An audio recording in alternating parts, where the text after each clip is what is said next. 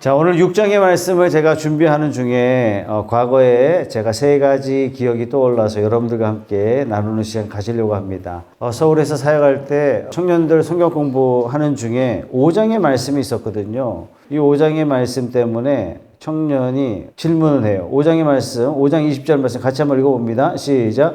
율법은 범죄를 증가시키려고 끼어 들어온 것입니다. 그러나 죄가 많은 곳에 은혜가 더욱 넘치게 되었습니다. 넘치는 은혜를 성경 공부를 하는 중에 죄가 많은 곳에 은혜가 더욱 넘치게 됐다면, 목사님, 죄가 더한 곳에 은혜가 더욱 넘친다면, 그 말씀이 사실이라면 죄를 좀 져도 되지 않겠습니까? 아니, 그래야 하나님의 용서하심을 더 크게 체험할 수 있지 않겠어요? 여러분, 얼핏 보면 논리적인 것 같지만 실상 내 마음대로 살고 싶다는 욕망을 은혜라는 이름 하에 포장하고 있는 거죠. 자, 두 번째 기억은 뭐냐면, 어떤 안수 집사님이 교회 봉사도 열심히 하시고 겉으로는 아무 문제 없어 보이시는 그런 분인데, 그런데 삶의 은밀한 부분에 있어서 이 죄 문제로 상담하다가 목사님 솔직히 두려움이 없습니다. 어차피 예수 믿으면 과거, 현재, 미래 모든 죄까지 다 용서받잖아요. 구원은 이미 따놓은 당상인데 제가 세상에서 조금 즐긴다고 하나님이 설마 저를 지옥 보내시겠습니까? 하나님은 사랑이시잖아요. 이번에 십자가의 은혜가 죄를 이기는 능력이 아니라 죄를 짓고도 마음 편안하게 해주는 안전보장이나 중세시대에 그 타락했던 면죄부처럼 그렇게 생각하고 있는 겁니다. 자, 또 한 분은 습관적인 죄에 자꾸 무너지고 울먹이던 한 성도의 고백이에요. 목사님, 저는 안 되나 봐요. 예수 믿고 제대로 살아보려고 했는데 회개하고 돌아서면 또 똑같은 죄를 또 짓고 또 넘어집니다. 이제는 은혜 받았다는 말도 지겹습니다.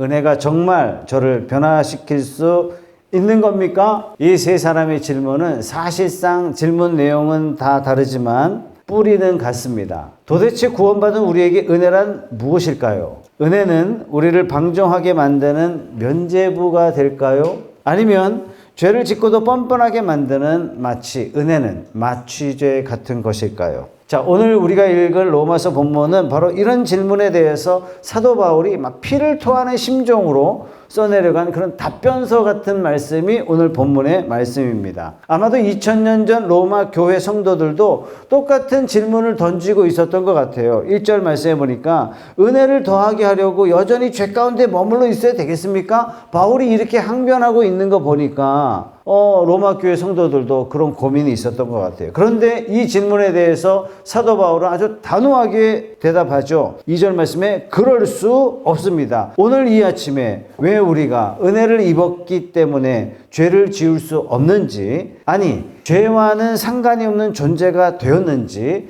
그 놀라운 신분의 비밀을 함께 파헤쳐 보려고 합니다. 자, 1절 말씀 다 같이 한번 읽어봅니다. 시작. 그러면 우리가 무엇이라고 말을 해야 하겠습니까? 은혜를 더하게 하려고 여전히 죄 가운데 머물러 있어야 하겠습니까? 그러면 접속사로 시작하죠. 그러면 이 질문이 왜 나왔느냐 하면 아까 여러분들이 제일 먼저 읽었던 5장 20절 말씀에 죄가 많은 곳에 은혜가 넘친다면 은혜를 받기 위해서 죄를 더 많이 지어도 되겠습니까?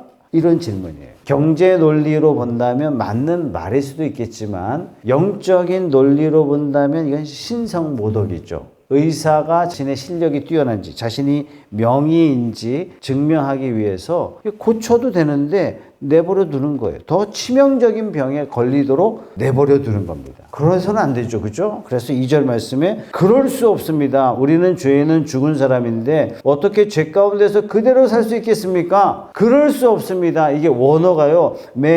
게노이토라는 단어인데 바울이 성경 전체를 통틀어서 가장 부정적인 단어가 바로 이 단어예요. 게노이토. 그럴 수 없습니다. 그래서는 안 됩니다, 여러분. 이런 뜻이 아니라요. 천부당 만부당 한 소리입니다, 여러분. 이거 하나님이 금하신 얘기입니다. 여러분, 그렇게 말해서는 안 됩니다. 망할 소리입니다. 이런 표현이에요. 그럴 수 없습니다. 이것은 죄 지어서 되겠습니까, 여러분? 여러분들을 타이르는 그 정도의 부정적인 단어가 아닙니다. 존재론적으로 이거는 불가능한 헛소리에 해당되는 말입니다. 아예 선을 딱 긋는 그런 표현이 메게노이토라는 단어입니다. 자, 이전에 말씀해 보니까 우리는 죄는 죽은 사람인데 어떻게 죄 가운데서 그대로 살 수 있겠습니까?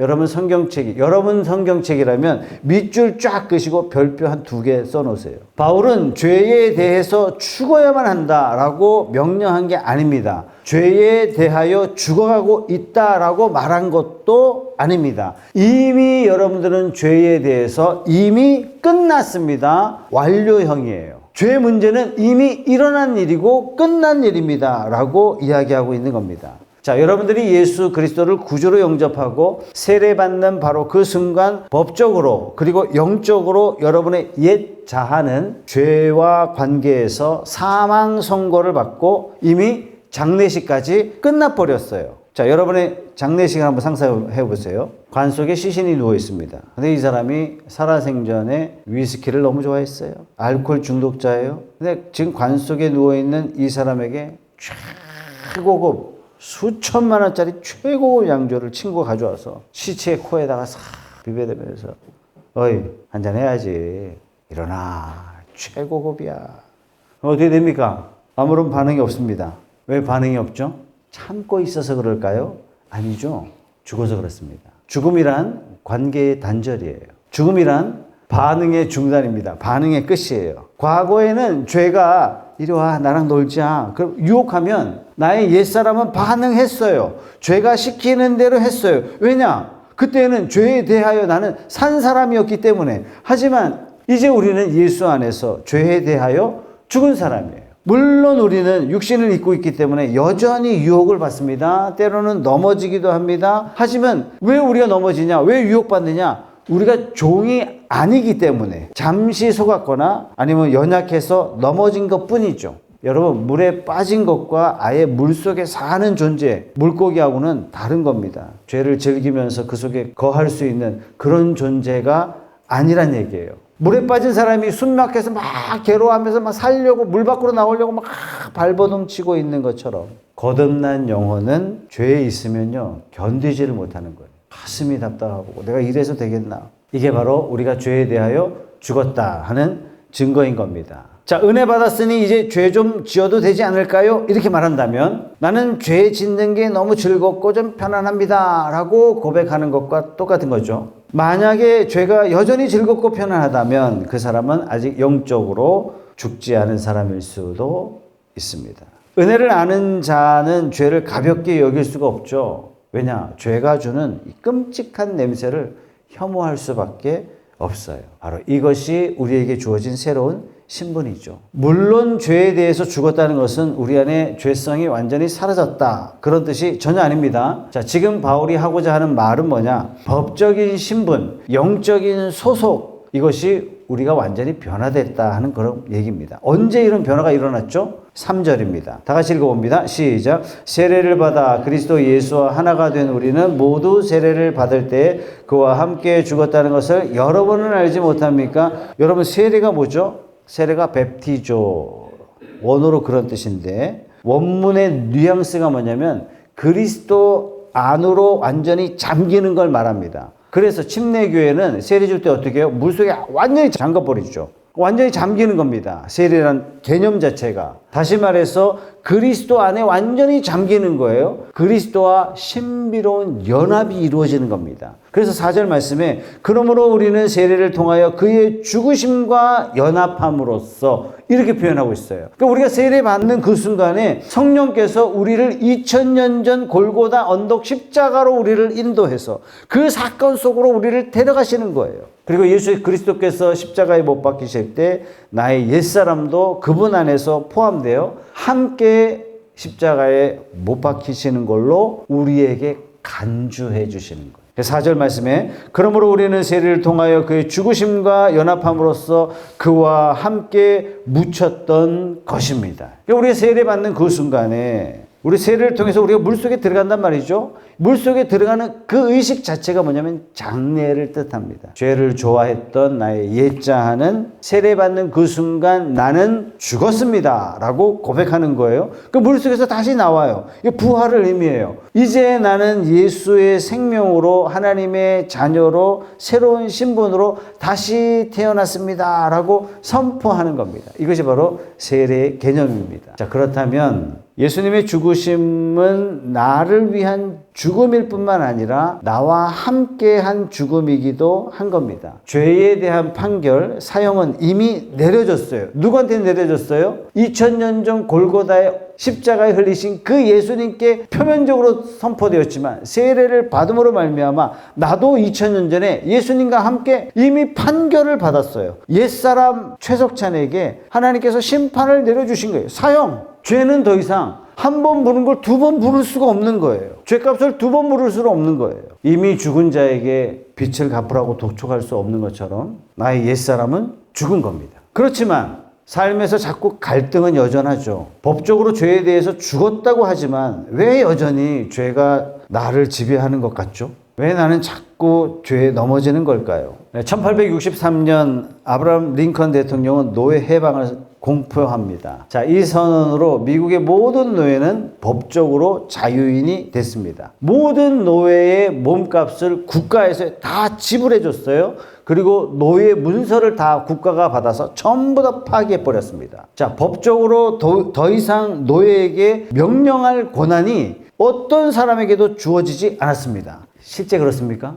실제 역사를 보면 좀 비극적인 일들이 많이 일어나죠. 특히 텍사스를 비롯한 여러 남부 농장에서는 인력이 너무 필요하니까 노예 해방이 선언되었음에도 불구하고 전쟁이 끝났는데도 불구하고 여전히 수많은 흑인들이 노예로 매맞으며 살아가고 있습니다. 왜 그럴까요? 거긴 두 가지 이유가 있어요. 첫 번째는 주인이 아주 악한 거예요. 이 사실을 알려주지 않고 계속 거짓말을 하는 겁니다. 두 번째는 노예에서 해방된 흑인들이 이 사실을 몰랐거나 믿지 않았거나. 여러분, 이것이 바로 우리의 모습이란 얘기입니다. 6절 7절 한번 보세요. 우리의 옛사람이 그리스도와 함께 십자가에 달려 죽은 것은 뭐라고 선언하고 있어요? 우리의 옛사람이 십자가에 함께 죽었다는 얘기예요. 죄의 몸을 멸하여서 우리가 다시는 죄의 노예가 되지 않게 하려는 것임을 우리는 압니다. 죽은 사람은 이미 죄의 세력에서 해방되었습니다. 자, 십자가의 사건은 우주적인 노예 해방 선언의 사건이 십자가예요. 이 사탄이라는 이 악한 주인은 더 이상 법적인 권리를 누릴 수가 없어요. 법적인 권리를 잃어버렸어요. 죄의 권세는 깨지고 말았습니다. 그런데 사탄은 지금도 우리의 귀에 속삭이죠. 아이고, 네가 그런다고 되겠어? 네가 변할 수나 있겠어? 너는 어쩔 수 없는 죄인이야. 웃기고 앉아있네. 네가 뭔 의인이라고. 아이고 사탄이 이렇게 속삭입니다. 만약에 우리가 이 거짓말에 속아서 그래 네 말이 맞네. 내가 나를 봐도 내가 어쩔 수가 없어. 이렇게 반응한다면 우리는 법적으로 자유인이 되었지만 실제로 노예처럼 비참하게 살아가고 있는 겁니다. 1863년 노예 해방이 선언됐는데도 불구하고 남부지방의 흑인들이 살았던 것처럼. 자, 여러분 기억하세요. 노예가 해방됐는데도 주인의 명령에 복종한다면 이것은 더 이상 법적인 문제가 아닙니다. 이건 인식의 문제입니다. 우리의 옛 주인은 죽었습니다. 노예 문서는 십자가에서 이미 파기되었습니다. 우리는 더 이상 죄가 시키는 대로 해야 할 의무가 없는 사람들입니다. 예수를 믿는 저와 여러분들은 죄에 대해서는 죽었고 하나님께 대하여 산 자가 된 존귀한 자유인, 이 신비로운 연합, 이것이 여러분의 정체성 되기를 주님의 이름으로 축원합니다. 그런데도 고민은 이거죠. 옛사람은 죽었다는 것까지는 알겠는데 우리 안에 여전히 죄의 욕망이 왜 꿈틀거리죠?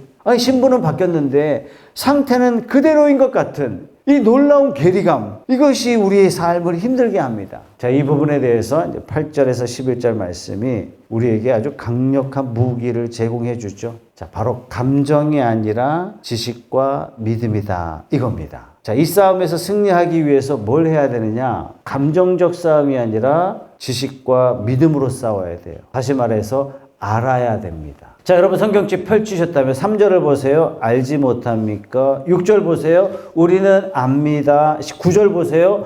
우리가 알기로 11절 보세요. 알아야 합니다. 여러분, 느낌이나 감정이 아닙니다. 사도 바울이 뭘 제시하냐면 팩트 체크를 하는 거예요. 여러분, 사실을 보셔야 됩니다. 사실을 알아야 됩니다. 이렇게 말씀하고 있는 겁니다. 여러분, 거룩한 삶은 어떤 뜨거운 감정으로 시작되는 게 아니에요. 오히려 거룩한 신앙은요, 차가운 지성, 명확한 사실, 이것을 아는 것으로부터 시작됩니다. 그럼 뭘 알아야 되느냐? 9절, 10절 보세요. 우리가 알기로 뭘 알아야 되는지 보세요. 우리가 알기로 그리스도께서는 죽은 사람들 가운데서 살아나셔서 다시는 죽지 않으시며 다시는 죽음이 그를 지배하지 못합니다. 부활하신 예수님이 다시는 죄가 예수님을 주장하지 못한다는 얘기예요. 저와 여러분도 마찬가지입니다. 10절, 그리스도께서 죽으신 죽음은 죄에 대해서 단번에 죽으신 것이요. 무슨 얘기입니까? 또 죄 졌으니까 예수님 또 십자가 지세요. 이 필요가 없다는 얘기예요.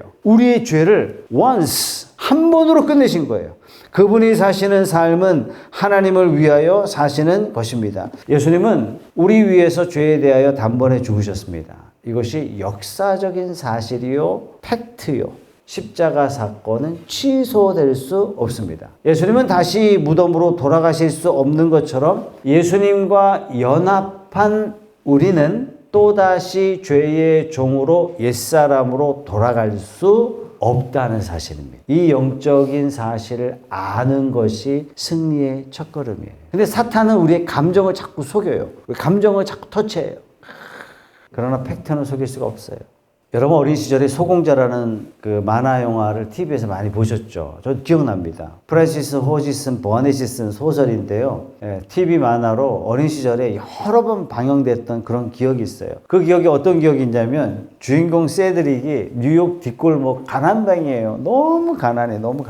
옷이 구멍 안 난 데가 없는 거예요. 그런데 어느 날 영국에서 변호사가 날라왔어요. 엄청난 소식을 전합니다. 세드릭의 할아버지가 영국의 백작이라는 겁니다. 근데 이 백작에게 물려줄 후손이 딱 한 사람, 이 사람밖에 없다는 얘기예요. 하루아침에 가난한 세드릭이 폰틀로이경이 돼버리고 말았어요. 세드릭이 변호사의 말을 듣는 순간 세드릭의 겉모습이 여러분 변했습니까? 폰틀로이경이 되었다는 말을 아는 그 순간에 이 세드릭의 말투나 습관이나 뭐 이런 것들이 귀족처럼 우아하게 변했습니까, 여러분? 아니요. 아무것도 변하지 않았어요. 변한 건 딱 하나, 신분 하나만 변했어요. 이제 세드릭이 어떻게 살아야 됩니까? 거울을 볼 때마다 내 눈앞에 펼쳐진 모습은 여전히 뉴욕 뒷골목의 가난뱅이처럼 보여도 나는 백작의 후손이다. 이걸 알아야 되는 거예요. 이 신분의 정체성을 받아들일 때 그때 비로소 말투가 바뀌기 시작하고 행동이 바뀌기 시작하지 않겠습니까? 거울을 볼 때마다 아이고, 백작, 뭐 얼어 죽을 백작이야. 꼬락서니가 딱 뉴욕 뒷골목에 어울리지 않겠어? 라고 말한다면 이거 겸손이에요? 아니죠. 이건 백작에 대한 모독이죠. 우리 신앙생활도 마찬가지입니다. 우리가 예수님을 믿는 순간에 하늘의 변호사 되신 성령께서 우리를 향하여 선포하십니다. 예수를 믿는 너는 더 이상 죄의 노예가 아니다. 예수를 믿는 당신은 오늘부터 하나님 나라의 왕자요 공주다. 하지만 현실은 여전히 뉴욕 뒷골목처럼 죄의 유혹이 가득할 수 있습니다. 하지만 현실은 우리의 성품이 아직 고귀하게 다듬어지지 않았을 수도 있습니다. 어제 지은 죄 때문에 오늘 비참하게 죄책감에 시달리기도 합니다. 이럴 때 필요한 게 뭐냐면 알아야 합니다. 알아야 해요. 여전히 부족한 내 모습이지만 여전히 어제도 죄에 무너지고 오늘도 여전히 죄에 무너지기도 하지만 십자가의 법이 나를 뭐라고 선포했어요? 의인이다. 나는 죄에 대하여 죽은 자다. 나는 하나님께 대하여 산 자다. 여러분, 스스로를 하나님의 자녀로 알 때 비로소 하나님의 자녀답게 변화될 수 있는 겁니다. 변화되어서 믿는 게 아닙니다, 여러분. 우리 믿음이 무엇인지 알 때 변화가 따라오게 되어 있습니다. 이것이 바로 8절과 11절이 우리에게 주는 내용이죠. 8절 말씀 보세요. 우리가 그리스도와 함께 죽었으면 그와 함께 우리도 또한 살아날 것임을 믿습니다. 이와 같이 여러분도 죄에 대해서는 죽은 사람이요 하나님을 위해서는 그리스도 예수 안에서 살고 있는 사람이라는 것을 알아야 합니다. 우리가 변화된 신분에 대해서 또 믿음의 내용에 대해서 그 풍성함에 대해서 하나님이 우리에게 베풀어 주신 그 믿음의 부요함이 얼마나 고귀한지 우리가 알 때 변화가 시작될 수 있습니다.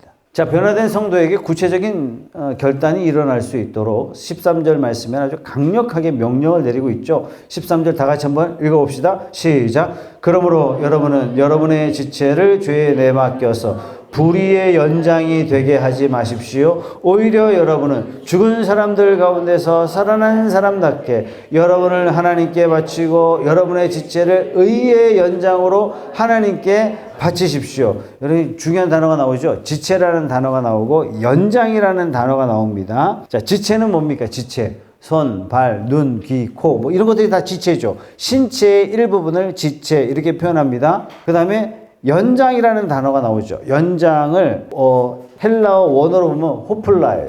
호플라는 어떨 때만 쓰냐면 전쟁에 쓰는 도구일 때만 호플라는 단어를 써요. 다시 말해서 군사적 용어입니다. 무슨 의미냐? 어떤 의미로 군사적 단어를 성경에다 갖다 썼느냐?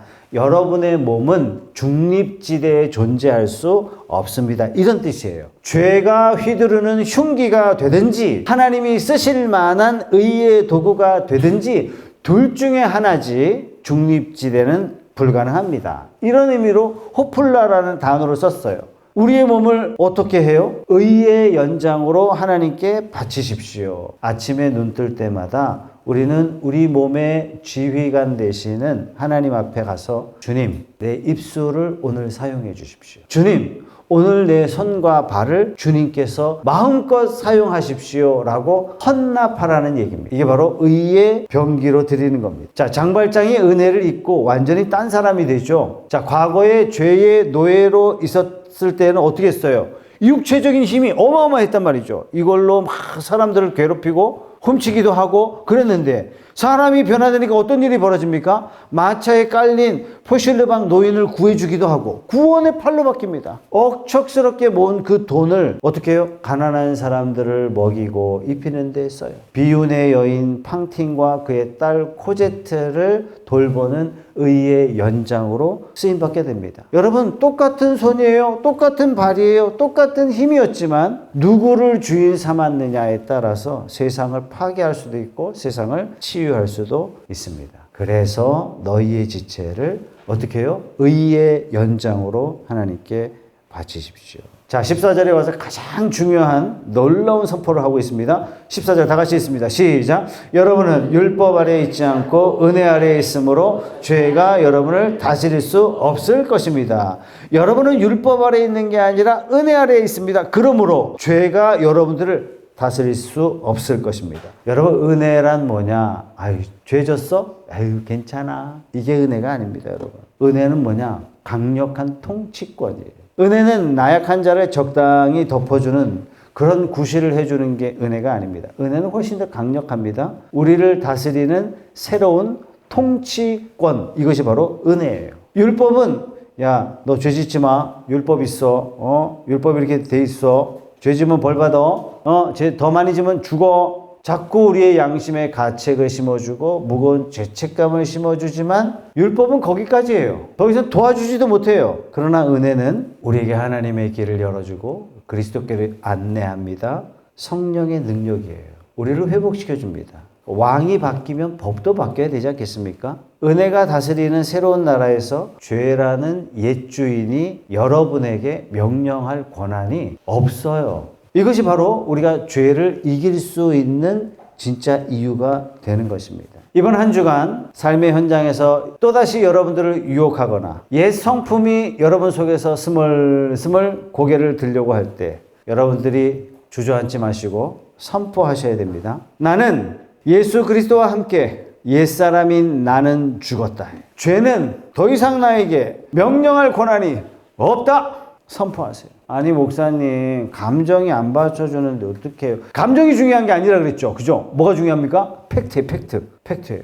나를 의롭게 하셨다면 나의 눈, 나의 입술, 나의 혀, 나의 손과 발, 이제는 누군가를 돕는, 누군가를 섬기는, 하나님이 기뻐하시는 의의 연장으로 바칠 때마다 죄의 힘은 점점 힘을 잃어요. 거룩한 하나님의 능력이 저와 여러분의 삶을 지배하길 주님의 이름으로 축원합니다. 저와 여러분들은 승리할 수 있습니다. 왜 그렇죠? 예수님이 이미 승리하셨어요. 그 예수님이 지금 여러분과 함께 계시기 때문에 여러분들은 승리할 수 있습니다. 기도하겠습니다.